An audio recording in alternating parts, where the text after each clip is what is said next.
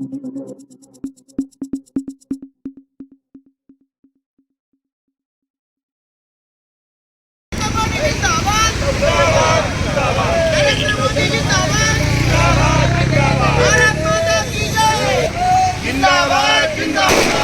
आगे ले ले गाड़ी आगे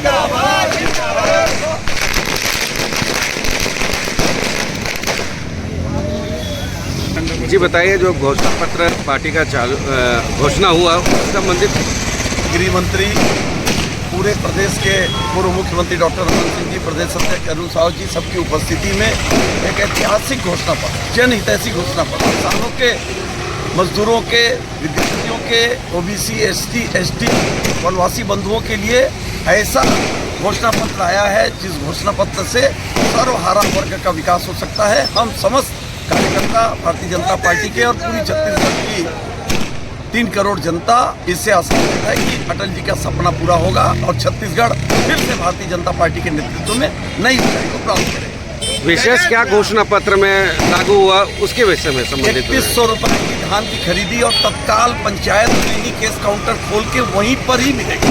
18 लाख प्रधानमंत्री आवास प्रथम कैबिनेट में स्वीकृत किए जाएंगे। ऐसी अनेकों घोषणाएं हैं, हर वर्ग के लिए है, सर्वहारा वर्ग के लिए है और जनहितैषी घोषणाओं का उसमें भरपूर समावेश करने का प्रयास किया गया है। और छत्तीसगढ़ के संतुलित विकास के लिए बस्तर का भी ध्यान रखा गया है, सरगुजा का भी ध्यान रखा गया है, शहरी क्षेत्रों का भी ध्यान रखा गया है, किसानों का भी ध्यान रखा गया है, विद्यार्थियों का भी ध्यान रखा गया है।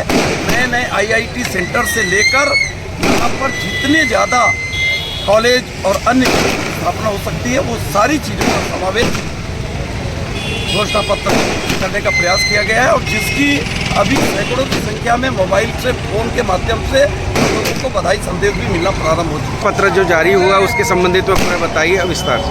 ये घोषणा पत्र माननीय हमारे गृह मंत्री अमित शाह जी के माध्यम से किया गया है। उसमें डॉक्टर रमन सिंह जी, हमारे प्रदेश के अध्यक्ष अरुण साहू जी, हमारे वरिष्ठ सदस्य घोषणा पत्र समिति के हमारे सांसद विजय जी, इन लोगों के माध्यम से समय से एक प्रक्रिया चालू की गई। जनता के बीच में जाकर के हर किसी से सुझाव मांगे गए और जनता के जो अच्छे सुझाव आए जिससे जनता सहमत थी, ऐसे सारे सुझावों को शामिल करके घोषणा पत्र को तैयार किया गया है। और घोषणा पत्र की घोषणा होते ही जनता के बीच में खुशी की लहर दौड़ गई है और जनता को विश्वास हो गया है कि भारतीय जनता पार्टी हमारे हित में काम करने वाली पार्टी है। आज भारतीय जनता पार्टी ने किसानों का ख्याल रखा है, आदिवासियों का ख्याल रखा है, सत्तानियों का ख्याल रखा है और हमारे जो मजदूर वर्ग है, श्रमिक वर्ग है, किसान वर्ग है, सबका ख्याल रखा हुआ है, महिलाओं का ख्याल रखा हुआ है और इसके अंदर सारी ऐसी योजनाएं शामिल की गई हैं जो सर्व जनता के लिए मान्य है, सर्व जनता के लिए आवश्यक थी और जनता इस घोषणा पत्र से बहुत खुश है और निश्चित रूप से इस घोषणा पत्र के आधार पर भारतीय जनता पार्टी काम करेगी। कांग्रेस केवल नाम के लिए घोषणा करती है लेकिन भारतीय जनता पार्टी काम के लिए घोषणा करती है।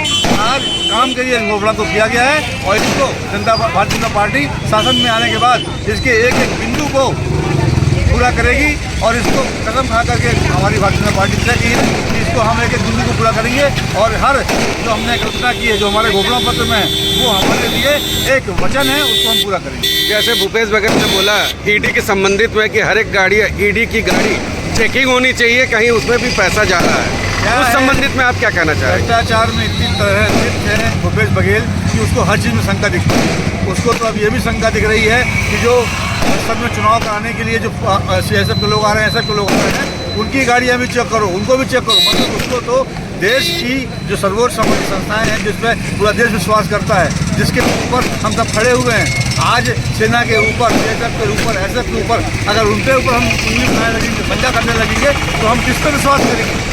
ये सारी संस्थाएं आज नहीं बनी हैं, ये देश की आज़ादी के बाद से बनी हुई हैं और इन संस्थाओं पर विश्वास करना मतलब देश की सत्ता के ऊपर, देश के संविधान के ऊपर विश्वास नहीं करना, ये मालूम पड़ता है। और भूपेश बघेल यही कर रहा है। उसको क्योंकि भ्रष्टाचार में डूबा हुआ है इसलिए उसको लगता है कि आज मैं कोई भी काम करने जा रहा हूँ तो कहीं मेरे को पकड़ न लग जाए, आज ED हमारे पास नहीं आ जाए, आज CBI हमारे पास नहीं आ जाए। एक ईमानदार आदमी क्यों डरेगा?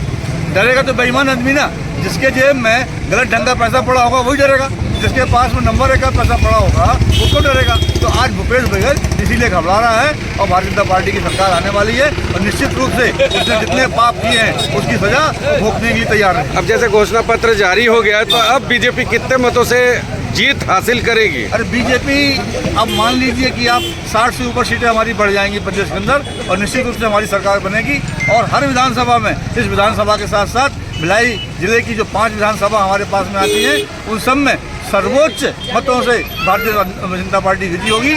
और जो प्रदेश के अंदर सरकार बनने वाली है, उसमें भिलाई का महत्वपूर्ण स्थान रहेगा। बताइए, आज घोषणा पत्र पार्टी का जारी हुआ, इस संदर्भ में आप क्या कहना चाहते हैं? देखिए, मैं बता दूं कि हमारे प्रदेश में भारतीय जनता पार्टी की सरकार बनने जा रही है। ठीक है, हम लोग 50 से 60 सीट जीत रहे हैं हम लोग। और हम लोग अब जो हमारे माननीय प्रधानमंत्री जी घोषणा जो पत्र जो आया हुआ है, उससे मैं बहुत संतुष्ट होता हूँ।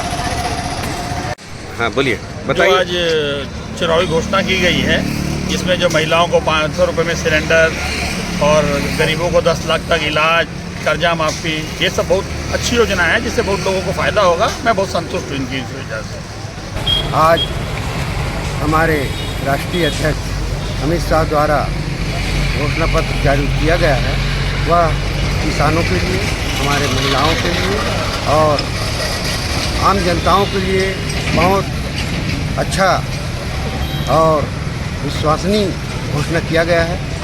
मैं हमारे राष्ट्रीय नेतृत्व अध्यक्ष जी का बहुत बहुत धन्यवाद देता हूँ। आज उसको मैं किसानों का, गरीब का जो भी है, मैं बहुत संतुष्ट हूँ।